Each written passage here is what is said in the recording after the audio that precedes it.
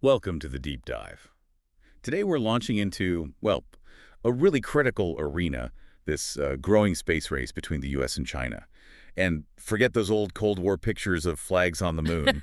This is much more complex, Yeah. much more consequential. It really is, yeah. We're not just looking at, symbolic wins here. Our deep dive today, using the articles you shared from Space News, Palladium, Springer Link, The Guardian, we're going to unpack the core drivers, the ambitions, the real concerns fueling this, and why, frankly, the outcome is going to matter way beyond just space itself. Okay, right. Let's start with the big picture then. What is actually at stake here? Steve Quast, in that Space News piece, he doesn't really pull any punches. He says global power is increasingly decided in space. That's Mm. that's more than just cool rockets, isn't it? Oh, absolutely, not just rockets. Klaus argues that controlling space, it'll be key in future conflicts, even conflicts on Earth. He sees a direct link lead commercially in space, and you'll likely dominate militarily there too. And that translates potentially to global influence. So yeah, it's about fundamental power shifts. Wow. Okay. That is a pretty stark view.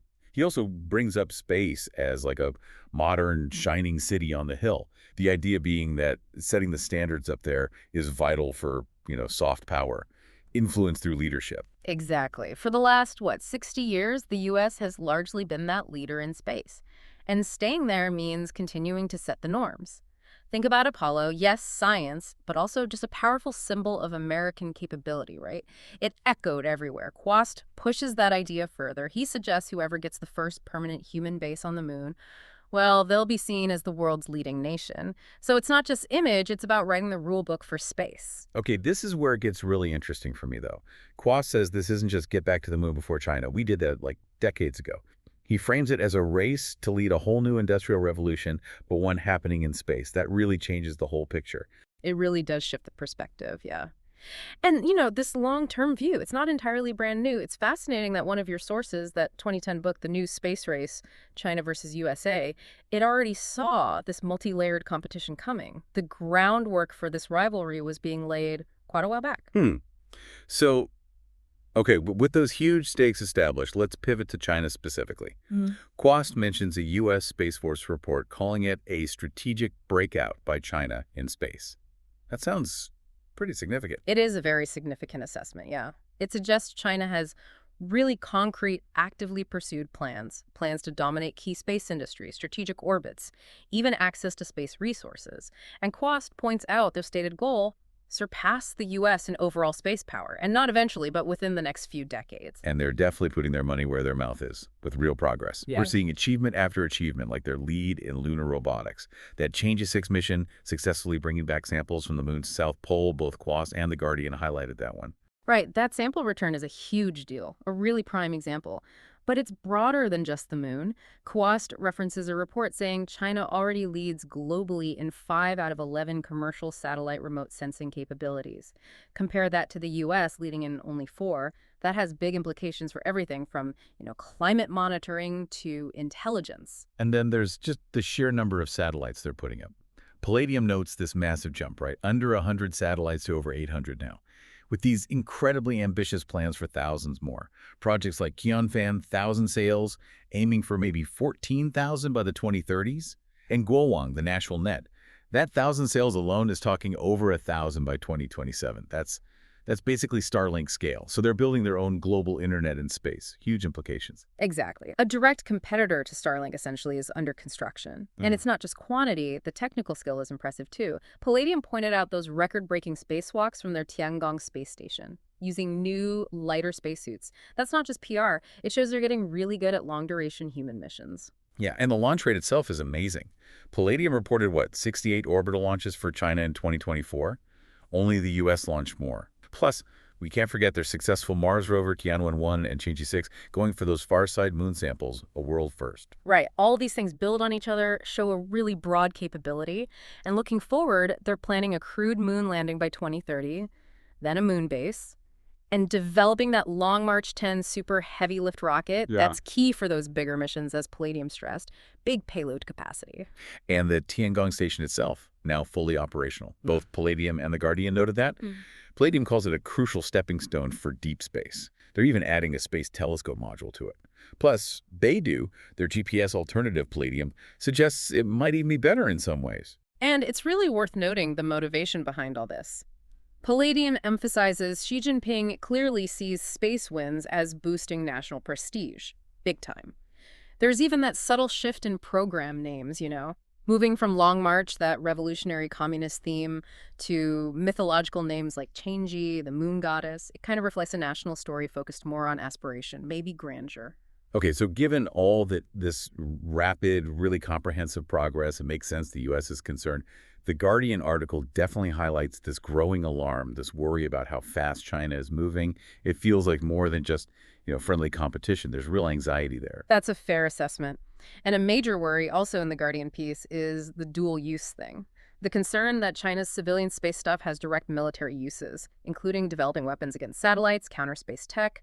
General Whiting from Space Command even noted, according to The Guardian, Chinese spy satellites tripled in just 6 years. So tech developed for, say, communications can also be used for military tracking, surveillance. The Guardian also brought in Professor Kazuto Suzuki with a really interesting angle. He suggests this race isn't just prestige or military, it's also about controlling resources, specifically water ice on the moon. That adds another whole layer, doesn't it? International agreements might say you can't own the moon, but the reality, as Suzuki kind of puts it, is a bit Wild West. Getting there first, controlling access to key stuff like water ice, that could be a huge advantage for future exploration, future business in space. It's also interesting how they're approaching lunar infrastructure differently.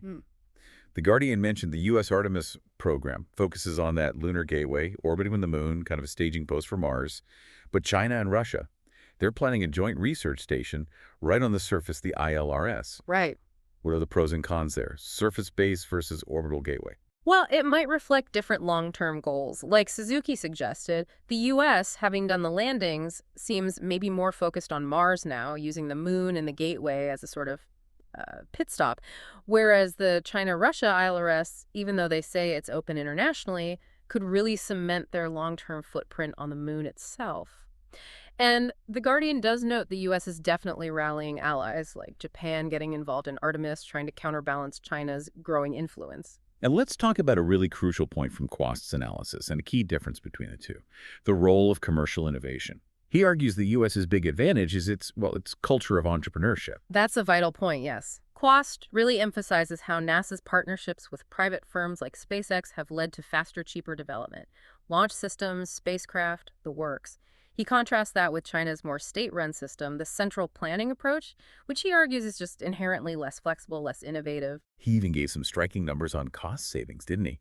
NASA figured developing Falcon 1, Falcon 9, and Dragon the old way would have cost nearly $4 billion. But SpaceX did it for $500 million through those commercial deals. That's huge. It really is. It just shows the efficiency, the speed you can get with that model. And Palladium backs that up, talking about the huge impact of SpaceX's reusable rocket tech. That VTVL, vertical takeoff, vertical landing, Right. landing the rocket upright, that's been a total game changer for costs. It makes getting to space way more affordable. Right. Palladium did note that China's Long March rockets right now cost more per kilo to orbit than Falcon 9, but they are still cheaper than other older launch providers. And importantly, they point out China is working hard to copy SpaceX's reusable tech. Companies like Galactic Energy are making progress on reusable engines. Yeah, they're definitely trying to catch up there. But the key difference, according to Palladium, is scale and autonomy, maybe? These emerging Chinese commercial launch companies. They don't yet have the heavy lift power or the same level of operational independence as, say, SpaceX. And the traditional state-owned space companies in China, they have these longer development times. They're more conservative technologically. They're struggling to match the pace of the U.S. commercial side. Palladium suggests the U.S. might keep its lead if, and it's an if it's frontier innovations, keep creating those compounding advantages. Which brings us to that Palladium point about the limits of just playing catch-up for China. It's not just about copying the hardware itself, is it? There are other hurdles. Exactly.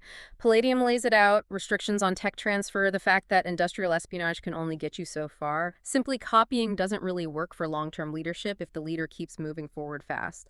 Plus, there are maybe structural issues inside the Chinese space industry, those long development cycles we mentioned, perhaps less room for that kind of independent, disruptive thinking you see from someone like Musk. But Palladium also gives China credit for its massive manufacturing power. Even if their reusable rockets start out less advanced than SpaceX's, if they can just churn them out and launch them frequently, that could still be a really big deal, right? Absolutely, that's a critical counterpoint. You can't discount their ability to produce and deploy systems at scale. Mm-hmm. So Palladium suggests China will probably finish its big satellite constellations, and they might even manage a crewed moon landing for less overall money than NASA, even if the tech isn't quite the same level initially. And their ambitions aren't stopping at the moon either. Palladium mentioned expanding interplanetary plans, like a Venus sample return mission in the 2030s. Yeah, that shows a real long-term strategic vision, beyond Earth orbit, beyond the moon. Palladium also briefly touched on how U.S. regulations and politics can sometimes help, sometimes hinder the U.S. space industry. That's always part of the picture, too. So when we look at how this might play out, it doesn't sound like a simple race with one winner crossing a finish line. Palladium kind of ends on this note that the competition itself, this new space race, it might actually push humanity further out into the solar system, faster than either country would alone. It's a compelling thought, isn't it? That the rivalry, despite all the geopolitical stuff, could actually accelerate innovation and investment in space exploration in a way that benefits everyone eventually. Okay, let's try and pull this together then. What are the main takeaways from our deep dive into these sources? Well, first I'd say China's progress is undeniable. Their speed and clear goals are really changing the game with the U.S. This isn't just about planting flags, it's about sustained presence, maybe controlling resources. That's a big shift. Second, the U.S. really seems to be leaning on its commercial innovation culture as a key advantage. Faster, cheaper development through those private partnerships. And finally, China still faces hurdles in moving past just catching up, cultivating that next level disruptive innovation needed to truly take the lead. And the consequences of this competition, they're massive, aren't they? It's not just bragging rights. It touches on global power, future technology, and really who leads humanity's next steps into the cosmos.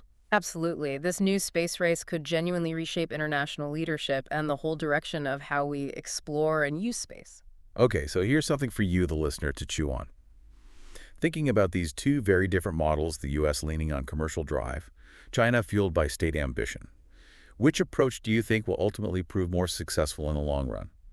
And what could the consequences be either way for our future out there among the stars? It's definitely something worth thinking about. Thanks for joining us for this deep dive.